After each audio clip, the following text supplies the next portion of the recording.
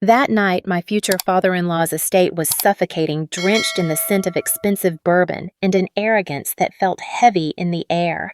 I stood there surrounded by their most elite business partners, the engagement ring on my finger suddenly feeling less like a promise and more like a shackle. David, the man I was supposed to marry, looked at me with a disdain he no longer bothered to hide. "Quit that pathetic payroll job, Laura," he sneered, his voice cutting through the chatter until the entire room fell silent. "Get something respectable. You're embarrassing me in front of people who actually have status." I turned to his father, hoping for a voice of reason. Instead, he just smirked. Right there in front of everyone, he casually tossed the startup business plan I'd spent countless sleepless nights perfecting into the trash. "The boy is right," he said dismissively. "These little business ventures for women are fine for passing the time, but don't make a fool of yourself by bringing them here." They were waiting for me to crumble. They expected tears, but they made a fatal mistake. They mistook my composure for submission. I simply turned and walked out that door, erasing my existence from their lives. What they didn't know was that for 7 years, these ordinary hands had been quietly fixing their massive tax loopholes and keeping their empire from collapsing under the weight of the law. 3 months later, my phone won't stop vibrating. It's his father. This time, the authority in his voice is gone, replaced by the raw panic of a man about to lose everything. Don't turn away, because this journey from invisible woman to the greatest nightmare this family has ever faced will show you one expensive truth. Never humiliate the person who holds the keys to your vault. The ending will deliver a satisfaction you won't believe. My name is Laura, and at 37, I have spent the better part of a decade mastering the intricate, often thankless world of payroll management. To most people, I am the woman who ensures the direct deposits hit on time. But in reality, I am a navigator of complex tax codes, labor laws, and the delicate financial architecture that keeps a corporation breathing. David stood at the head of the long mahogany table, his crystal glass catching the light of the chandelier. He cleared his throat, a small smirk playing on his lips that I had once mistaken for confidence, but now recognized as something far more predatory. He thanked everyone for coming and then turned his gaze toward me, his voice booming with a forced joviality that chilled me to the bone. He began by talking about the challenges of marriage, but the narrative quickly took a sharp, jagged turn. He told the room with a casual cruelty that felt rehearsed that now that we were becoming a family, it was time for certain distractions to end. He laughed as he described my role as a payroll manager as clerical busywork, a phrase that hung in the air like a foul odor. He told his business partners that he was looking forward to me finally resigning so I could stop embarrassing him with my obsession over entry-level paperwork. The room didn't erupt in protest. Instead, there was a ripple of polite knowing chuckles. I looked toward David's father, Arthur, hoping for some semblance of the professional respect he had occasionally shown me in private. Arthur was a man who had built an empire, and I thought he of all people would value the technical precision my work required. But as he stood up to join the toast, he didn't offer a hand of support. He let out a dry, resonant laugh that silenced the remaining whispers. He looked at me not as a future daughter-in-law or an accomplished woman, but as a child playing at business. He dismissed my payroll consulting startup, the firm I had built with my own savings and midnight oil, as a cute little hobby for women who need structure. He spoke as if he were giving a sociology lecture, remarking to the table that it was good for women to have their little projects, until the real work of managing a household took over. The horror wasn't in the volume of their voices, but in the absolute silent consensus of the room. I watched as women I had considered friends nodded in agreement, their eyes drifting away from mine, as if I had suddenly become a social pariah. I saw the way the men shifted their posture, reclaiming the space around me as if I had been demoted from an adult participant in the conversation to a mere accessory. In that moment, I felt the social fabric of my life tear apart. I was being erased in real time, stripped of my professional identity and my dignity for the sake of their collective ego. But while they were enjoying their entertainment at my expense, my mind didn't fracture. It did what it has always done best. It began to audit. I didn't cry. I didn't throw my drink. I sat perfectly still, my spine a rigid line of steel, and I began to observe the room with the cold, detached precision of a forensic accountant. I noted the specific gleam in Arthur's eyes, the way David's hand gripped his glass with a sense of triumph, and the casual way the guests turned their backs on me to discuss the next merger. I was no longer a guest at this party. I was an observer of a failing system. I realized then that their comfort was built on the assumption of my obedience, and their cruelty was born from the belief that I had nowhere else to go. They mistook my silence for a broken spirit, but it was actually the sound of a closing door. I watched David bask in the reflected glory of his father's approval, completely oblivious to the fact that he had just handed me the final piece of the puzzle. I knew things about their company's internal structures that they had long forgotten.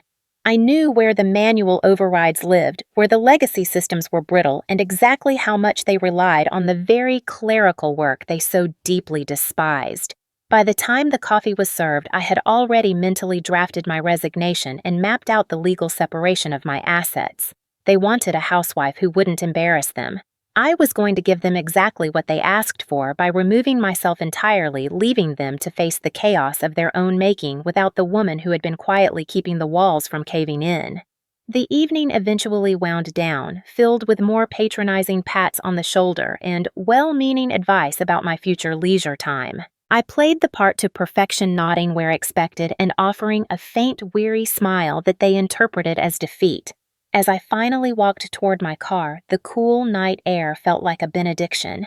I looked back at the glowing windows of the estate where the laughter was still muffled and the bourbon was still flowing. I realized that they weren't actually angry with me for having a career or a startup. They were simply far too comfortable looking down on me to realize I was the one holding the ladder.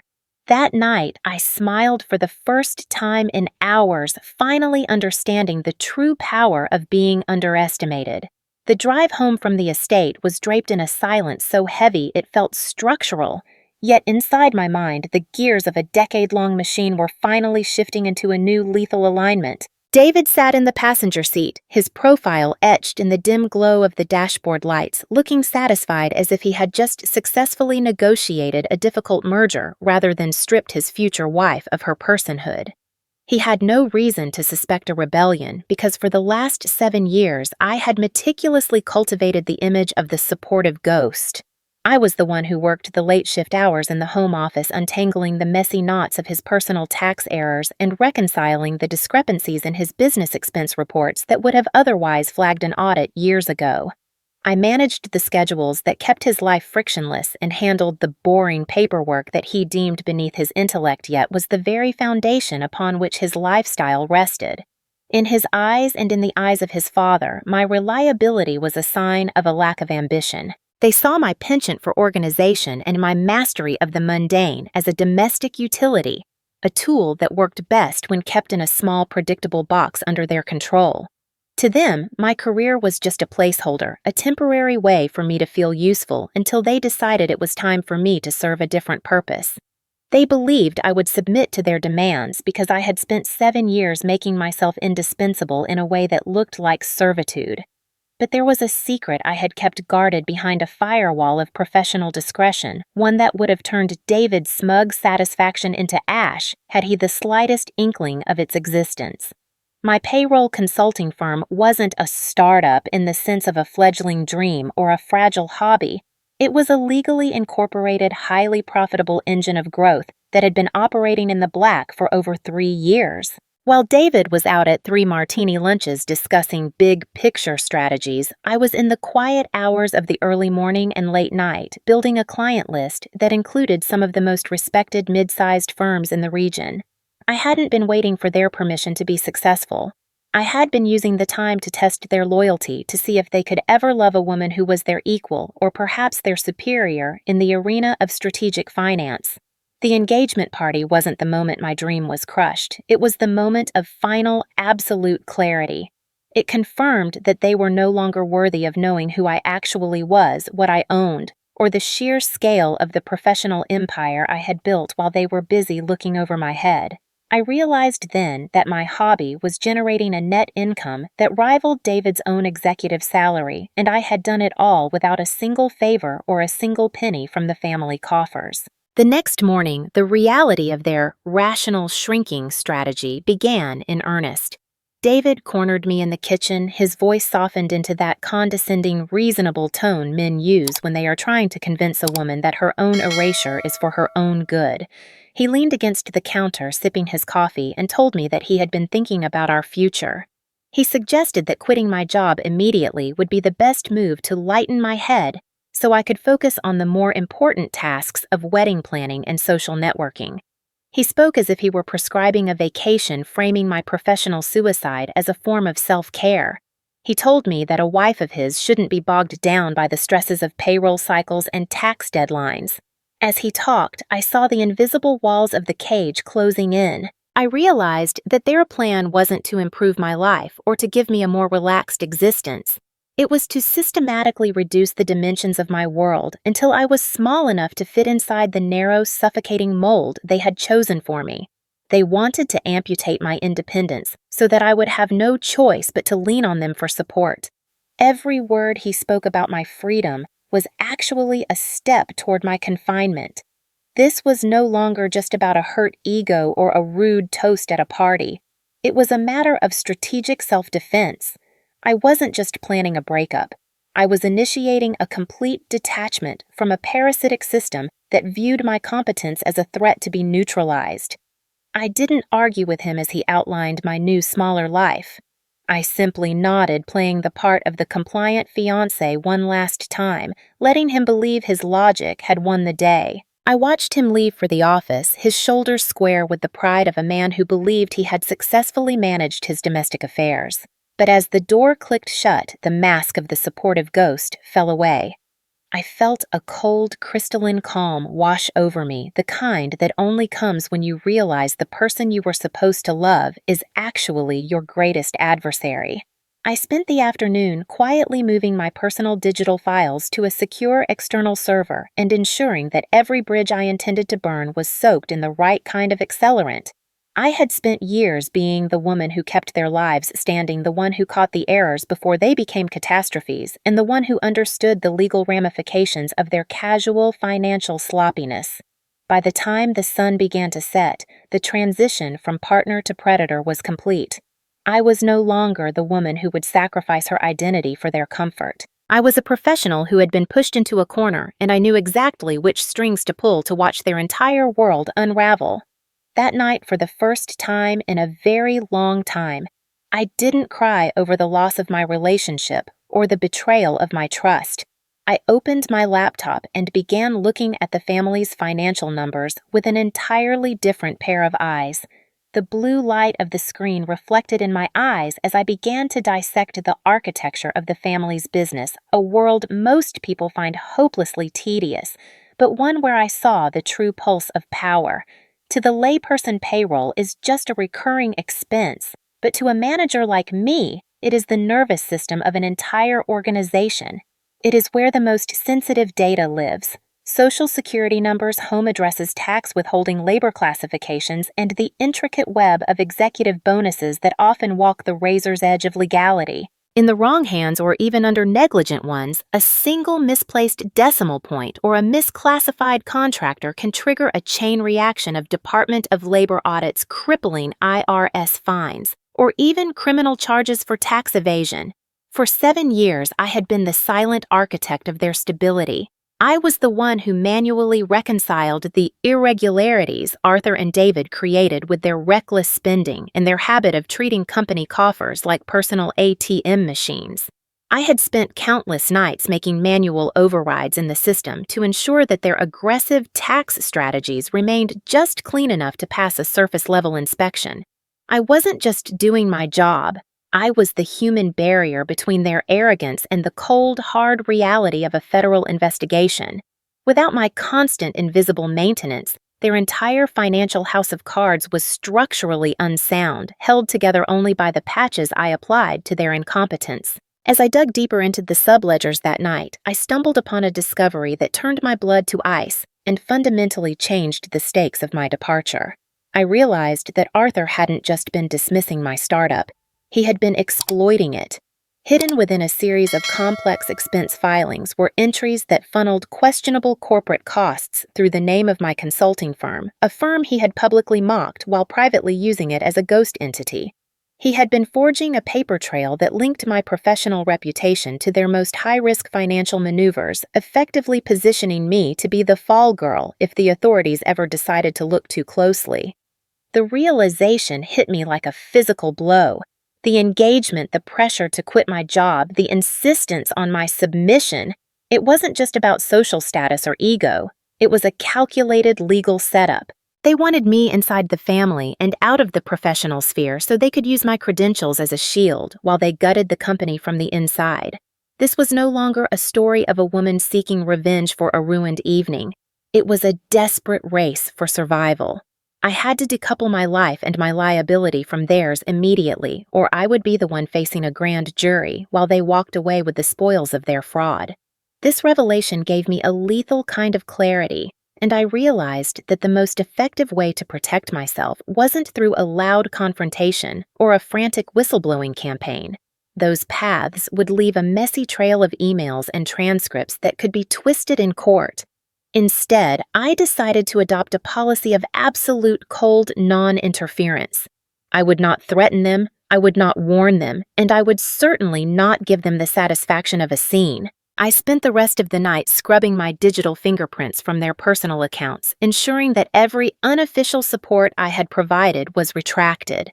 I moved my proprietary payroll algorithms, the ones I had developed to catch the very errors they were now making in abundance, onto my own secure servers. Then I sat back and wrote a standard icy-cold resignation email, citing a desire to focus on my hobby, as they had so graciously suggested. I didn't mention the fraud I'd found or the setup they had planned. I simply withdrew. By resigning officially and cutting off all informal advice, I was removing the only thing that made their illegal house of cards look legitimate. I was stepping back and letting the rot I had spent years covering up finally reach the surface. I watched the clock tick toward morning, knowing that by the time they woke up, the countdown to their collapse would have already begun. By removing myself, I was leaving them with a system they didn't understand and a set of books that were now an active crime scene without a cleanup crew. David had always mocked the clerical nature of my work, never realizing that the boring paperwork was actually the glue holding his liberty together. I felt a strange sense of peace as I packed my final bag. I wasn't going to fire a single shot or leak a single document to the press.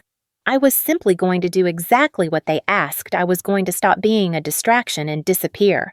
The beauty of a system as complex as theirs is that it requires constant expert calibration to keep the lies in balance.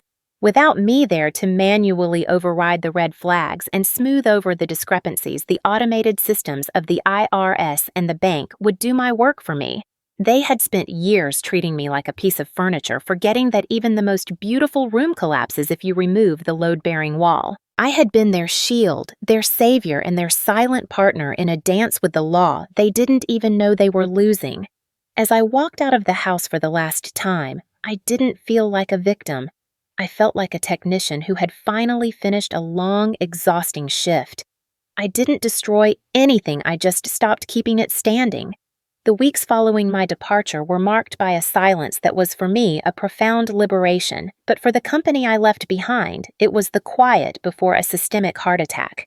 I had moved into a sleek, glass-walled office in the city, a space that smelled of fresh possibilities and ambition far removed from the suffocating tradition of the Connecticut estate. From my new vantage point, I didn't have to seek out news of their downfall. The professional grapevine in the world of high-stakes finance is a sensitive instrument, and the vibrations were already starting to indicate a collapse. As the quarterly tax deadline approached, the ticking clock of federal compliance began to echo through the halls of Arthur's firm. In their haste to prove I was replaceable, they had hired a new payroll manager, someone younger, significantly cheaper, and possessing that dangerous brand of overconfidence that often masks a lack of foundational knowledge. This person saw payroll as a simple data entry task, missing the thousands of manual nuances and regulatory fine-tunings I had performed for 7 years. Without my hand on the wheel, the errors began to accumulate like snow in a mountain pass. Tax filings were submitted with glaring inconsistencies, employee health benefits were improperly reconciled, and the labor classifications I had carefully balanced began to tilt into the red. It wasn't a sudden dramatic explosion, but rather a slow, agonizing drain on their resources. I heard through former colleagues that David was spending his days trapped in meetings with disgruntled department heads while worker complaints regarding missing overtime pay and botched 401k contributions began to flood the Department of Labor. The very clerical work they had mocked was now the very thing strangling their daily operations and eroding their sanity. As the pressure of these mounting errors intensified, Arthur and David made a strategic move that would ultimately become their undoing, a maneuver I had anticipated but never truly believed they would be arrogant enough to execute. In a desperate attempt to distance themselves from me and protect their own reputations during the initial inquiries, they initiated a campaign of erasure. They began altering the historical digital records, attempting to shift the blame for the current chaos onto legacy errors and unqualified previous administration, while simultaneously trying to scrub my name from the most sensitive filings of the past 7 years.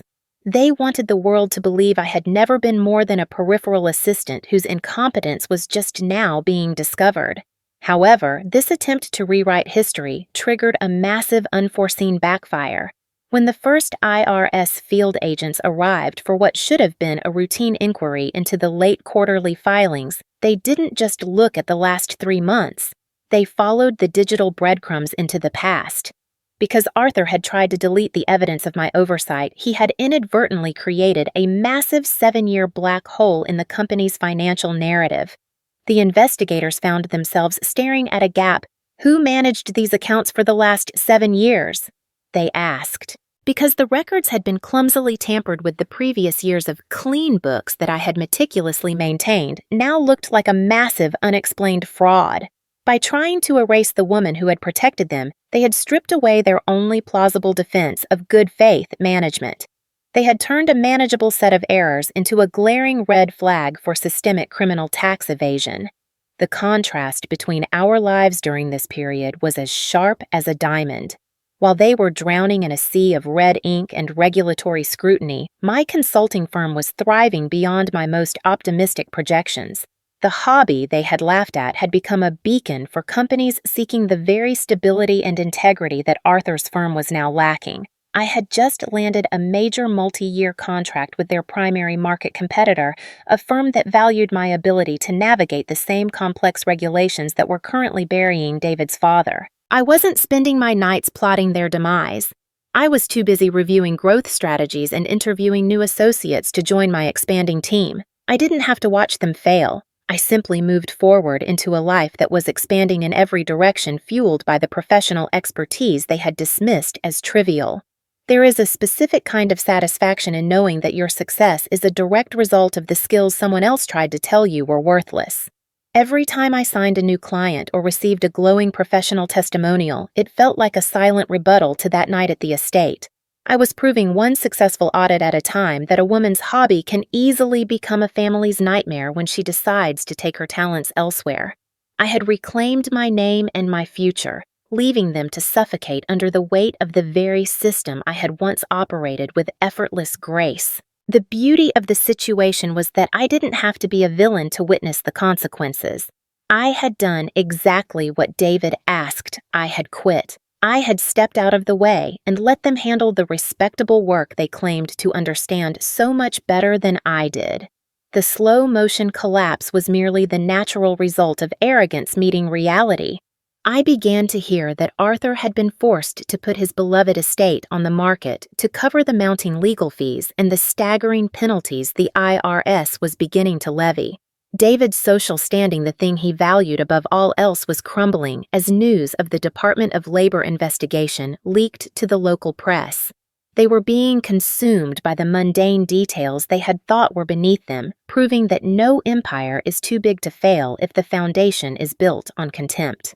I sat in my new office one Tuesday afternoon, looking at a report on my latest market acquisition, feeling a sense of detached peace. I had survived the setup, decoupled my liability, and built something of my own. I thought the worst was over for them, that they would simply fade into a disgraced, quiet obscurity. I was wrong. The system I had stopped holding up was finally ready to deliver its final official verdict. A courier arrived at the estate on a rainy Thursday morning, bypassing the lawyers and the assistants. He had a formal, heavy envelope addressed directly to Arthur. It bore the seal of a government office that doesn't send suggestions or requests, but commands that cannot be ignored by any amount of wealth or status. The ringing of my phone on a quiet Tuesday evening felt like a long overdue debt finally coming due. I didn't even have to look at the caller ID to know who it was. The air in the room seemed to sharpen with the arrival of Arthur's desperation. When I answered, there was no preamble, no hello, and certainly no apology. Arthur's voice was as gravelly and demanding as ever, though it lacked its usual foundation of absolute certainty. He bypassed any pretense of familial concern and went straight to what he considered a transactional plea. He told me to be reasonable and stop this emotional standoff. In his mind, he wasn't calling to ask for a favor. He was calling to offer me a deal he thought I'd be a fool to refuse. He offered me a massive lump sum, a full partnership in the very firm that had mocked me, and a permanent seat at the table if I would just come back and fix the audit. He spoke as if he were doing me a kindness, as if he were finally granting me the respect I had supposedly been begging for all these years. This was his fatal flaw. He still believed that every person had a price and that my dignity was a commodity he could simply negotiate for. He couldn't fathom that I had already built a table of my own, one where his name held no currency. To him, I wasn't a person he had betrayed. I was just a highly specialized laborer whose price had suddenly spiked due to a market shortage. I let him finish his pitch, enjoying the silence that followed his increasingly frantic tone. Then I delivered the first blow of reality, revealing the fourth twist in our long, twisted history. I told him calmly that I knew he hadn't called me first. I knew through the tight-knit network of high-level payroll firms in the city that he and David had spent the last 2 weeks desperately trying to hire every major consultant in the tri-state area. I knew that every single one of them had taken one look at their toxic books and turned them down, fearing the secondary liability of touching a fraud so blatant. My name had been mentioned by the very experts they tried to hire, cited as the only person with the deep tissue knowledge of their systems required to navigate an audit of this magnitude. They didn't come to me out of regret, and they didn't come to me because they finally recognized my worth. They came to me because they were trapped, and I was the only exit door left in a burning building. Hearing the sharp intake of breath on the other end of the line confirmed what I already knew. They were no longer the titans of industry they pretended to be. They were just two men drowning in a sea of their own arrogance. The confrontation that followed was held in a neutral conference room far from the mahogany shadows of the estate. David sat next to his father, looking like a ghost of the man who had sneered at me only months ago. His expensive suit looked a size too big, and the smugness that had once defined his face had been replaced by a hollow, flickering fear. I didn't greet them with anger. I greeted them with a folder full of clerical logic. I laid out a comprehensive timeline of their own greed using the very spreadsheets and payroll data David had called pathetic clerical work. I walked them through the digital trail of their expense fraud, showing them the exact moment, the precise afternoon 3 years ago, where their creative accounting crossed the line from aggressive to felony territory. I showed them how Arthur had forged my firm's name on those filings, a move that would have buried me if I hadn't been an expert at tracking every cent. David began to physically break down as the weight of the numbers hit him. He realized that I wasn't just talking about fines or embarrassing headlines anymore. I was talking about his freedom and a permanent, irreversible loss of the reputation he had spent his entire life polishing. He looked at me as if seeing me for the first time, realizing that the invisible woman who had fixed his coffee and his taxes was the only thing that had been standing between him and a federal prison cell for nearly a decade. The room was silent as the finality of my presentation settled over them. Arthur tried one last time to pivot, his voice trembling, as he asked how soon I could start the reconciliation process to satisfy the IRS. He looked at me with an expression that was almost pathetic, a mix of expectation and a lingering sense of entitlement. I looked at both of them, the men who had sought to shrink my world to fit their convenience, and I felt a profound, chilling sense of detachment. The righteous anger I had carried since the engagement party had been replaced by a clinical professional judgment. I told them that as an expert in my field, I had spent the last several days performing a risk assessment of their current situation. I admitted that given my unique knowledge of the legacy systems and the manual overrides I had created, I was indeed the only person on the planet capable of untangling this mess and potentially saving them from the worst of the criminal charges. A flicker of hope ignited in David's eyes, a desperate belief that the reliable Laura was back to save the day once more. But I wasn't the woman who lived to solve their problems anymore. I looked Arthur straight in the eye and told them that while I could save them, I had made a firm professional decision. I told them exactly why I wouldn't. The silence in the conference room after my refusal was not empty. It was heavy with the realization that for the first time in their lives, David and Arthur had encountered a boundary that money could not dissolve.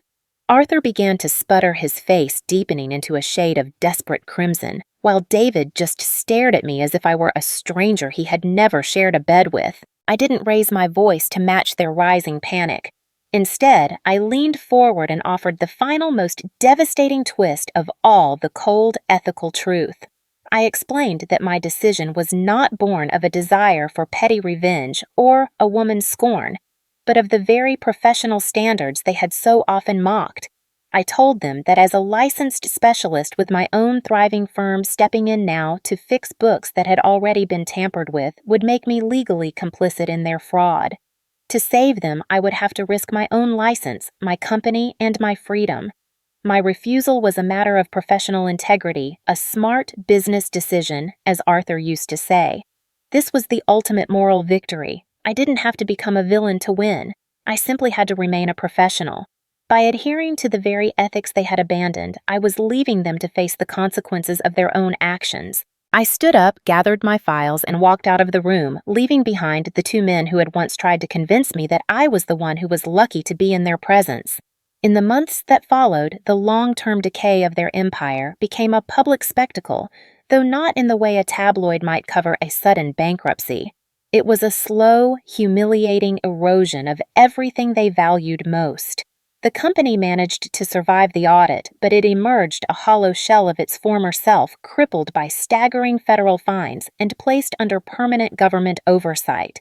Every financial move they made was now scrutinized by a court-appointed monitor, stripping Arthur of the autonomy he had used to build his house of cards. He was forced into a humiliating early retirement, his name quietly removed from the boards of the charities and clubs where he had once reigned supreme. David's reputation was equally scorched. The status he had been so afraid I would embarrass was gone, replaced by a lingering stench of scandal that made him a social pariah among the elite he so desperately craved to impress. They didn't lose every penny, but they lost the illusion of being superior. They were forced to live in the wreckage of their own mediocrity, no longer the masters of the universe, but merely two men who had been outsmarted by the very clerical work they thought was beneath them. They were trapped in a prison of their own making, where the walls were built of tax codes and the bars were made of their own documented greed, while they withered in the shade of their disgraced legacy. My own life reached heights I had once only dreamed of in the quiet hours of my old kitchen. My firm, built on the foundations of the very expertise they had dismissed, became the gold standard in the industry. I moved into a sprawling penthouse office that overlooked the city skyline, a glass and steel testament to the power of being underestimated. I was no longer the supportive ghost or the invisible woman behind the scenes. I was a sought-after expert, a woman whose name carried weight in rooms where Arthur and David were no longer invited. I had outgrown the small, suffocating box they had tried to put me in, expanding into a version of myself that was unapologetic and entirely independent. My success wasn't a weapon I wielded against them. It was simply the environment I now lived in. I had moved so far beyond their orbit that the memory of that engagement party felt like a scene from someone else's life, a distant, blurry shadow that could no longer touch the brightness of my present. The final piece of closure came on a rainy Tuesday afternoon, similar to the one when I had first discovered their betrayal. I was sitting at my desk preparing for a keynote address at a major financial summit when a notification flashed on my phone. It was a message from David, the 10th one in as many weeks. It was desperate rambling and filled with the same rational pleas for me to help him navigate a new set of legal challenges he was facing. I didn't feel anger, and I didn't feel the urge to gloat. I felt something far more powerful, absolute indifference. I didn't even open the message. I simply swiped it away, deleting the notification before it could even register in my mind. I was finished with that chapter, and he was no longer a character in my story. I looked out at the city, at the endless grid of lights and lives, and felt a profound sense of peace. I had reclaimed my dignity, built my empire, and saved myself by simply being the professional I had always been. They had told me to quit my job so I wouldn't embarrass them. They never understood that the job was the only thing keeping them respectable. Laura's journey is a powerful testament to the strength of professional integrity and the quiet pride of a modern woman who knows her worth. If you felt a sense of justice in seeing her rise from the shadows of dismissal to build her own empire, then make sure to hit the subscribe button right now. We believe that every individual possesses a hidden strength that no amount of prejudice can ever truly suppress. What is your take on Laura's decision to refuse her help at the very end? Do you see it as a necessary act of self-preservation? Or do you believe she should have shown more mercy to those who were once her family? Share your thoughts in the comments below so we can discuss the fine line between professional self-respect and the consequences of betrayal. We bring you these stories of resilience in the face of injustice every day to remind you that your value is never defined by someone else's inability to see it. Your support and your heartfelt insights are the greatest inspiration for us to continue crafting these deeply moving narratives. Subscribe now to ensure you never miss our next feature on the journey to reclaiming justice and personal dignity.